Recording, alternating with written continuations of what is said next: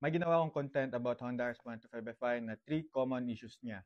And sa comment section doon, makikita mo na marami pa mga experienced ang Honda RS125 Fi users natin dito. Kaya papakita ko na lang din yung common issues na na-experience nila. First natin dito is kay Boss Carlo. 74K odo na daw. Yung issue niya is hard cold start at namamatay pag biglang acceleration. Dito naman tayo kay Boss Sunday 0222. May lagotok pag umaarangkada. Tapos, nagva-vibrate around 40 to 50 kilometers per hour. Pero paglabas naman is nawawala. Dito naman kay Boss Jules, yung sa kanya naman daw is namamatay yung makina, nagpa-flat, tsaka yung tensioner. So, medyo same lang. Kay Boss JR naman is yung ECU. Kay Boss Ton X, yung drain plug niya daw is lumuluwag. Natanggal daw habang nasa biyahe. So, di natin alam if motorcycle issue to. But as long as alam nyo to, yan ang importante para sa akin.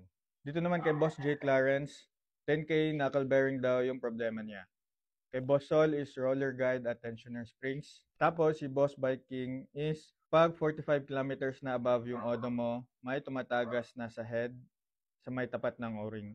Kahit papalitan galing gasa, may chance na magtagas pa din. So, ayun lang mga bossing. If meron pa kayong madadagdag para mag-share ng awareness at para na rin sa mga magbabalak ng Honda RS25 para makapaghanda kayo. But yan, for sure naman natin na tong motor na to is matagal pa bago magkaroon ng mga issues.